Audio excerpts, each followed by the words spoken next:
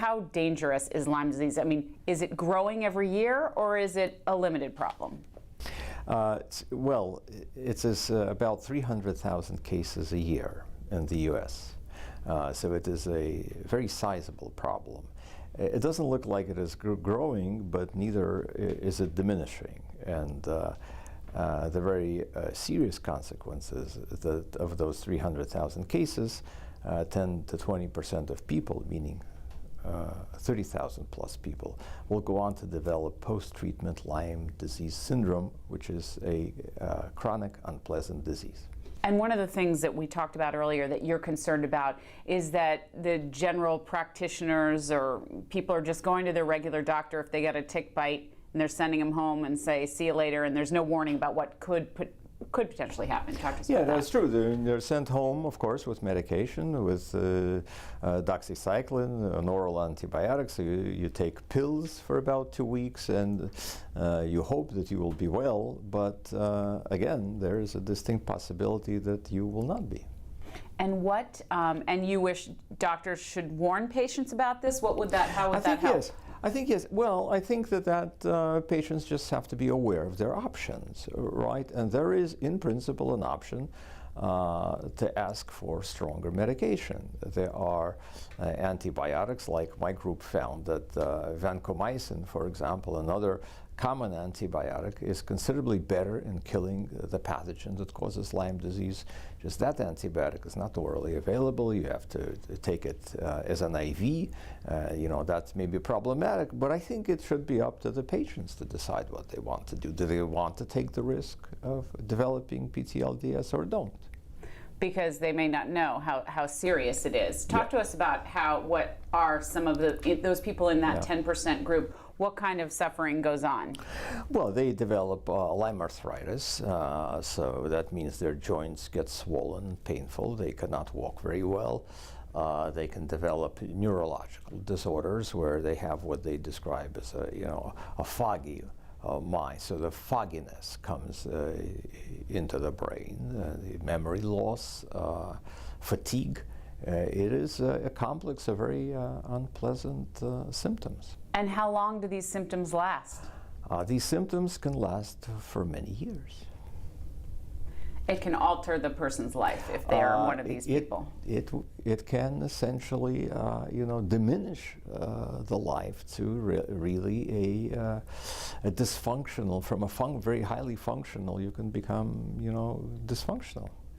Tell me this, talk to me, bring me up to date. What are the challenges? This is something you've been researching and working on in your career, and obviously there's a conference here today where they're meeting of all the minds in different facets. What's most challenging to you? What areas are you working on? Well, one challenge would be to find the risk factors. What are the risk factors that will tell us that this person has a risk of developing post-treatment Lyme disease?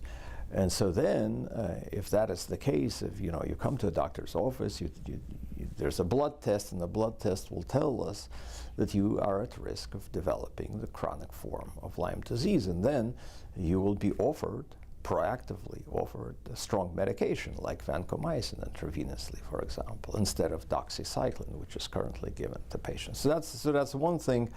Which is a challenge, but I think that is a entirely doable and solvable problem. I think maybe within a year or two we'll be there. And then the really tough problem is, of course, what to do with people who already have PTLDS, the chronic form. And so there are, basically two possibilities. One is the pathogen is still there, and the other, the pathogen is no longer there. Because the pathogen wrecked our immune system, for example, or did something else, irreversible damage. These days they're reversible. And the question is what to do with those patients. So one thing that we have been doing is developing better antibiotics that can kill Borrelia. And one thing that we find is that the pathogen forms a dormant form, which is very hard to kill with regular antibiotics. So now we have an experimental compound that kills the dormant form. So I'm hopeful that if chronic Lyme is caused by hiding a dormant pathogen, we now have, in principle, an answer for that. How long that before that would be something regular people can take? Not too long, because this compound actually happens to be FDA approved, meaning you do not need clinical trials to give it to It's a a drug patient. that's already out there on the market? Yes, for something else. For something else, but you something can't else. say what it is. Not today. So let me ask you this: PTLD. PTLD. What does that yes. stand for? Post-treatment Lyme disease syndrome. Got it. And Lyme disease, you're calling it a bacterium or a pathogen. So if I have ever gotten Lyme disease, does that stay in my body forever, like some kind of a virus? Well, it's a bacterium, so it will stay in your body if you don't take antibiotics. If you take antibiotics, you have a very good chance, like 90%, that it will be cleared, and then 10% that it will hang on for a while. But then whether it will be cleared or not, we still do not know, because you see, if there's a very small number of tiny cells of this pathogen somewhere in your body, it is very hard to diagnose, very hard to determine. So that's something that we really do not know at the moment. And what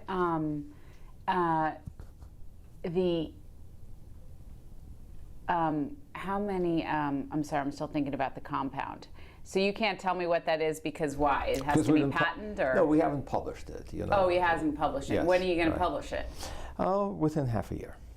Within half a year. Okay. Yeah, because right now we're testing it in mice to see if Okay. it's effective. And then you test it in testing. people? Yeah. Mhm. Okay. Are you using immunology at all? I know they're using it to fight cancer. That's why I asked. I understand. Sure.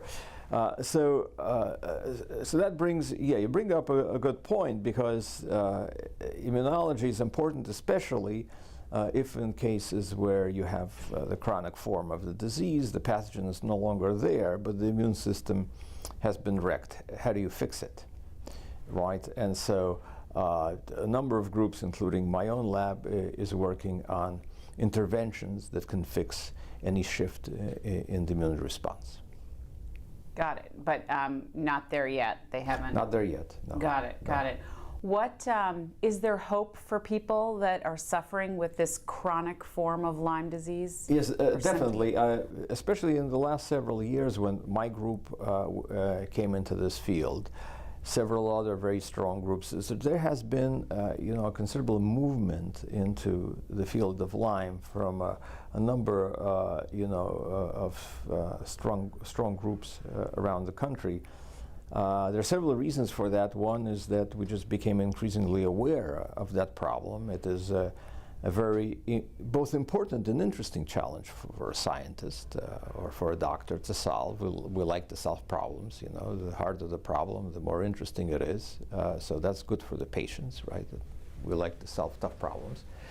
And then also, frankly, funding became available, which is also very important. A number of foundations, like the Cohen Foundations, the GLA Foundations, Global Lyme Alliance, they started putting in, real money. And you need serious resources to go after a tough problem like that one. You cannot go after Lyme disease on a shoestring budget. It's just not going to happen. So these things coalesce together, and now we know considerably more. And at this conference today, which is terrific, I hear presentations from different experts coalescing together, helping one another, and we're working together collaboratively. So I think the pathogen probably has met its match. I think we are in pretty good shape. And what if somebody who's watching our story has a loved one who's suffering with these long-term symptoms? They're in that 10%. What can they do right now? How far off are any of these results for them? Right. I'm not a doctor, right? I'm a scientist, so I cannot give any specific advice. But what I can tell the patients like that there is definitely hope. That's great. And what? And the hope is in two areas, both prevention, testing if you're going to be one of these people, and in the actual treatment itself, whether you just are ravaged by the Lyme disease and no longer have the pathogen, or whether it's still in your body and somehow resistant to antibiotics? Is that a problem well, too? we call it tolerant. Okay. But you're right. In either case, we are in one case we simply have a compound that can kill the dormant form. It's a matter of testing it in mice and in people. I'm very optimistic that it's going to work. And a somewhat more difficult proposition is if the pathogen is not there and you need to, fix the immune system. But there also, we and other groups have pretty good tools to do that. So what made you interested in this kind of research? Why Lyme disease? Well, I've been working in chronic infections caused by different pathogens like MRSA or TB for a long time. And we've done fairly well understanding the nature of these diseases, describing the dormant form of pathogens, finding compounds that are now in development to treat them.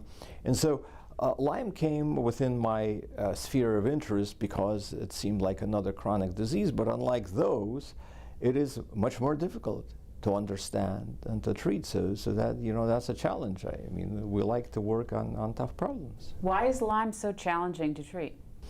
Well, it's challenging to treat because we do not understand the nature of this post-treatment Lyme disease syndrome, right? We do not know whether the pathogen is there or not there. We don't even have an answer to that seemingly simple question. So that makes it a very difficult proposition, and we do not know what is the difference between those people who will or will not develop it, right? So we do not yet know the answer to those questions.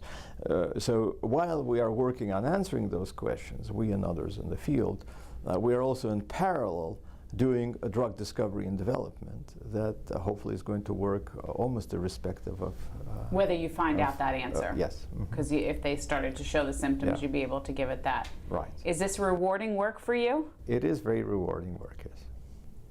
And does somebody ever thank you? Sometimes, actually, yes. That's good. You never had Lyme disease.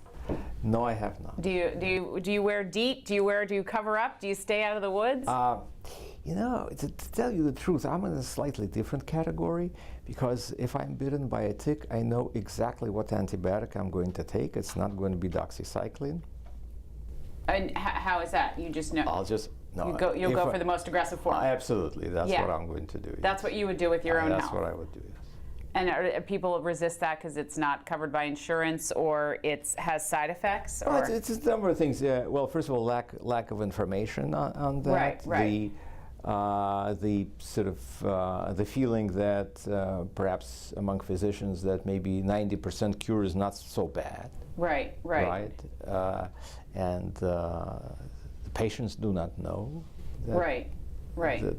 that there can be a very bad outcome.